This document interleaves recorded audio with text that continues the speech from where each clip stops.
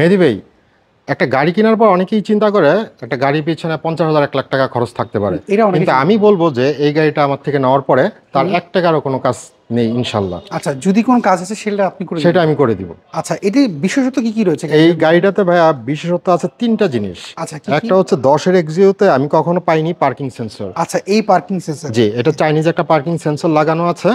আরেকটা জিনিস হচ্ছে প্রতিটা গ্লাসে আপনার চেসিস নাম্বার খোদাই করে দেওয়া আছে। প্রতিটা গ্লাসে আপনার 6টা গ্লাসে আপনার এই যে চেসিস নাম্বারটা খোদাই করে দেওয়া আছে। আচ্ছা, ঠিক আছে, এই যে আপনার রেডিও লিংক আছে।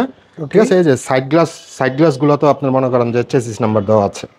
এই সাইড গ্লাসটাতে দেখতে পাচ্ছি, এই যেটার মধ্যে রয়েছে, হ্যাঁ দেখতে পাচ্ছি। আর ভিতরের কন্ডিশন কি? ভিতরে হচ্ছে আপনার বেজ ইন্টেরিয়র, কি স্টার্ট, ঠিক আছে, আপনার soft touch AC, wooden panel. গাড়িটা আপনার বেসিক সিট কভার আছে। এই সিটগুলো দেখলে বোঝা যায় যে গাড়িটা আপনার একবারে অল্প ইউজ হয়েছে। অরিজিনাল দেখে বোঝা যাচ্ছে। আচ্ছা, আমি যদি গাড়ির পেছনের সিটগুলো দেখি, কোনো ছেঁড়া ফাড়া কি রয়েছে এর মধ্যে? না ভাইয়া, দেখেন কোনো ছেঁড়া ফাটা কোনো কিছু নেই, বডিতেও কোনো একটা স্ক্র্যাচ নেই। বডিটাও দেখতে পাবেন, কোনো স্ক্র্যাচ নেই, বা সিলিংটা খুব ফ্রেশ। আচ্ছা, পেছনের গ্লাসটা কি আপনি যেটা বলছিলেন সেটা? এই যে পিছনের গ্লাসটা, এটা তো আপনার এই যে চেসিস নাম্বার খোদাই করে দেওয়া আছে, দেখতে পাচ্ছি এই জায়গাটাও রয়েছে।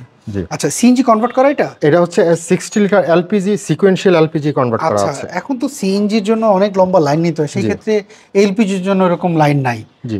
আচ্ছা, কোনো অ্যাক্সিডেন্ট হিস্টরি কি? সাধারণত কিন্তু ভাইয়া এলপিজি গাড়ি আপনার ভাড়ায় চলে না।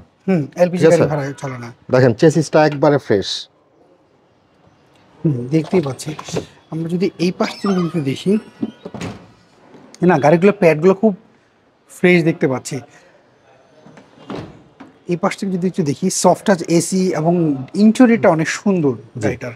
আচ্ছা ভাইয়া, আপনারা তো যখন গাড়িগুলো নিয়ে আসেন, যখন এক্সইউ নিয়ে আসছেন, তখন তো আপনার ইঞ্জিন নাম্বার এগুলো তো চেক আপ করেন না? আমি সবসময় ইঞ্জিন, চেসিস নাম্বার, ঠিক আছে, সব আগে কাগজের সাথে মিলাই, তারপরে গাড়ির বাকি আদার সাইডগুলো দেখি। আচ্ছা, কেউ যদি চেক আপ করে নিতে চায়, যে কোনো অ্যানালাইজ সেন্টার থেকে চেক আপ করে নিতে পারবে। আচ্ছা আচ্ছা, এবার একটু বলুন তো এই এক্সিউর মডেলটা কত? এটা তো জানেন। এটার মডেল হচ্ছে 2010, এটা রেজিস্ট্রেশন ইয়ার হচ্ছে 2016-তে। এগুলো তো 15 সিসির গাড়ি। এটা 1500 সিসির গাড়ি। এটা হচ্ছে ফার্স্ট পার্টি স্মার্ট কার্ডের গাড়ি। এটা পেপারস পেয়ে যায় পুরো 1 বছর 2 বছর। এটা আপনার প্রাইসটা কেমন চাচ্ছে? এটা আমার আস্কিং প্রাইস হচ্ছে 15,80,000 টাকা। আসলে কিছুটা অনার করবো। আচ্ছা, এটা তো ফিক্সড প্রাইস না, দামাদামি করার সুযোগ রয়েছে আপনি বলছেন? কিছুটা সুযোগ আছে। আচ্ছা, সেক্ষেত্রে আপনার একটু অ্যাড্রেসটা বলুন। যেটা আমার অ্যাড্রেসটা হচ্ছে গ্রিন রোড, গ্রিন লাইফ হসপিটালের অপোজিটে 200 নম্বর গলি, কাইকোবাদ কার।